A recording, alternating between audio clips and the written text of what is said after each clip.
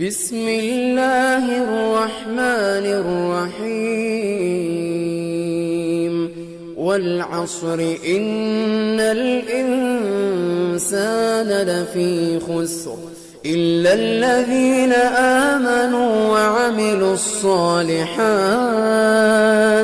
وتواصوا بالحق وتواصوا بالصبر. The first thing we're going to talk about today is the fact that this is one of the surahs that belongs to a score of surahs that begin with oaths. And the rough translation, if I was to say, Wal-Asr, I swear by time. That's a very coarse translation, but still, the point that's coming across is Allah Himself is taking an oath. He's swearing by something. What's the benefit of Allah Azza wa Jalla swearing? There are a few.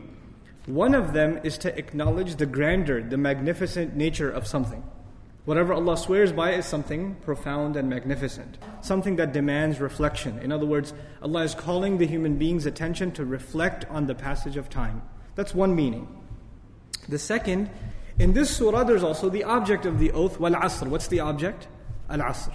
What's the subject? Innal insana lafi khusr. Allah says He swears by time, or by the passage of time, and then He declares that all human beings are immersed in a state of loss. So there's the object being time, and the subject being the loss of the human being.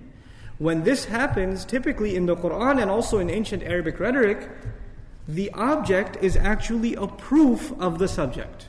In other words, if you say human beings are in loss, and somebody says, what's your proof? What is the one thing human beings are losing all the time? Time.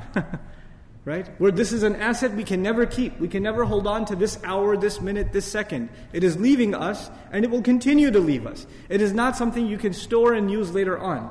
Another way Al-Asr is understood is, Asr is also, it refers to the life of nations. Right? So when Allah uses the word Asr, it doesn't just refer to the passage of a time of a day, only, or the life of one person, but the life of an entire nation. And these rises and falls of nations themselves are proof that human beings are in loss.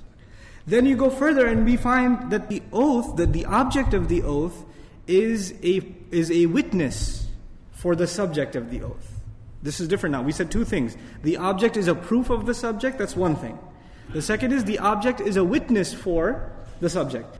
In other words, how we understand that now in Surah Al-Asr is Allah is bringing time as a witness to something. What is time supposed to witness? That no doubt human beings are immersed in loss. What does that mean?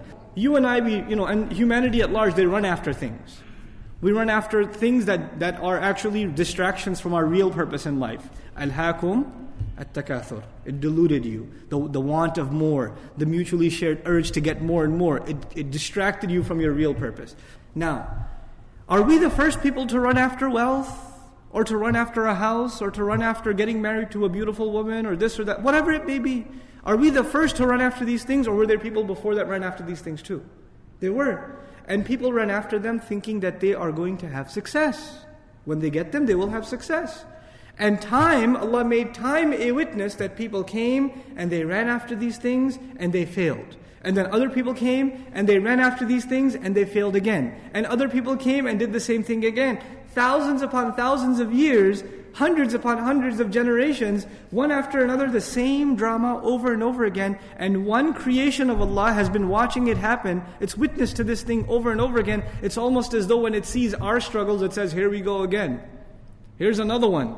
So in other words, time is a witness to the tragedy of human life, the tragedy of the human being's aspirations headed in the wrong direction. So time is being brought as a witness against us, or a witness to the tragedy of the human being. One of the meanings of Asr is time that is running out, or the last ebb of time, the last portion of time. Even Salat Al-Asr is the last part of the day. Right, when time's running out. And classically speaking, Asr was the time in ancient society, especially in Arab society, when the merchant and the traveler, they're always in a hurry. Because when it's nightfall, there's a lot of danger and they can't protect their assets and things like that. So the most hustle and bustle happens when? At Asr time. That's the busiest, most urgent time. In other words, the next lesson we're learning here in this surah as we go on is, whatever Allah has to say, the time for you and me to react is not a lot of time. We need to act quickly because the dawn of our life has set upon us. That's being captured in just the words Al-Asr. So this last benefit of this oath is a sense of urgency.